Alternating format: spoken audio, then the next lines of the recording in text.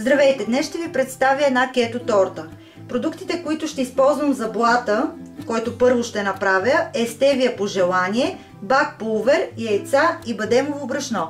Започваме с приготовлението на блата.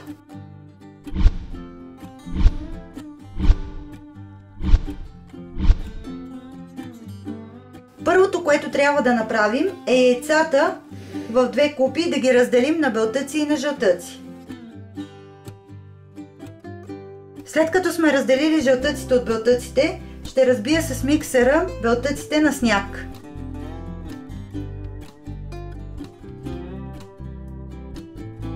При почти разбитите на сняг белтъци ще добавя стевия на вкус. Вие, ако искате, може да я пропуснете, след което продължавам да разбивам, докато станат на сняг.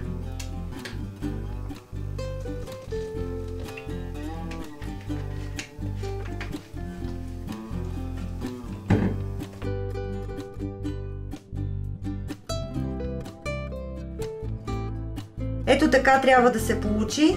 Не ги разбивайте съвсем на твърд сняг, защото после ще се ронат блатовете. Следва да добавя постепенно бадемите, бадемово брашно, ако ползвате. Аз съм си смляла бадеми. Постепенно ги добавям и разбърквам внимателно.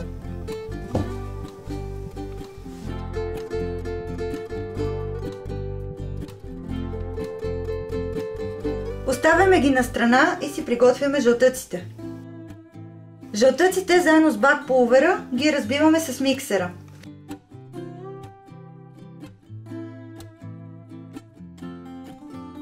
Ето така трябва да ви се получат жълтъците и сега много внимателно ще ги прибавим към белтъците.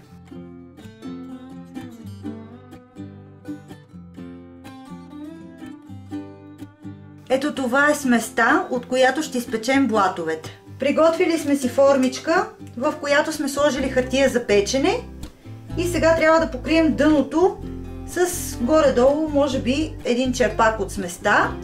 Блатовете ще ги печеме един по един. Няма да печем един общ, който после да разрежем. Затова сега ще ви покажа как.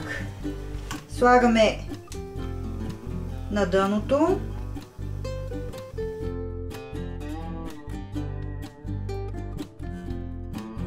Ето как се получи.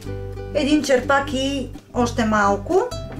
Сега го слагам в предварително загрята фурна на 200 градуса да се изпече. И след това повтарям процедурата, докато свърши сместа.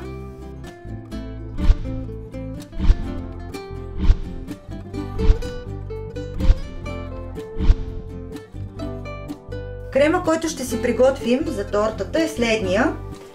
Крема сирене 200 грама. Маскарпоне половинка, ванилия, стевия, която отново е по желание. И тук съм си приготвила две течни сметани. Едната е 250 мл, другата е 200, значи 450 мл сметана. И започваме да правим крема. Изсипваме си течните сметани и след това с миксера почваме да ги разбиваме.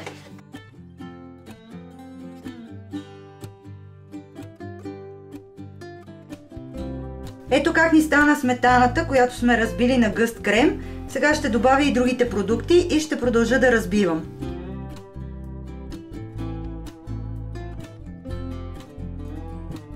Ето как ни се получи кремчето. Оставяме го на страна и сега ще си приготвиме готовите блатове, за да може да сглобим тортата. Блатовете вече сме ги изпекли. Ето как изглеждат. От тази доза, която направихме, излязоха, сега ще ви кажа колко, 3, 4, 5 блата. Вече ни е готов и крема. И тук съм приготвила боровинки, които ще слагам върху кремчето. Сега ще почнем да сглобяваме тортата. Първо искам да ви кажа, че блатовете се изпекоха точно за 10 минутки в предварително загрята на 200 градуса фурна. Взимаме си първия блат и отгоре леко намазваме с крема. След това го обръщаме и тогава го слагаме в чинията. Сега ще ви покажа как става. Ето така го намазваме, за да попие в блата. И сега го обръщаме в чинията.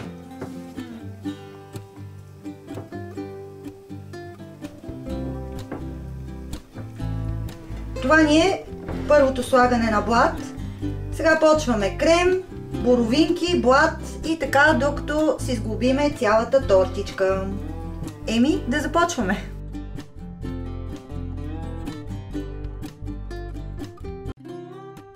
След като сме намазали блата, пак повтарям, слагаме боровинки и след това продължаваме с следващия блат.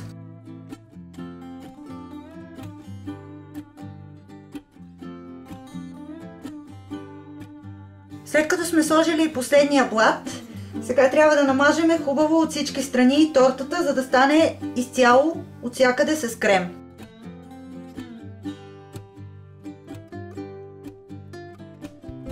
Ето ни вече готовата торта.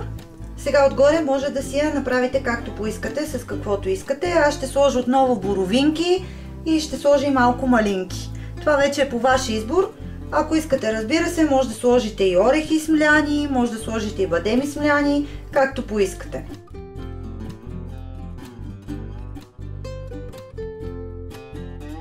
Ето готовата ни торта. Виждате колко е висока. Блатовете станаха изключително меки. Преди да се хапва обаче, трябва да преседи няколко часа в хладилник. След като е била няколко часа в хладилника, сега сме я извадили и ще я нарежа.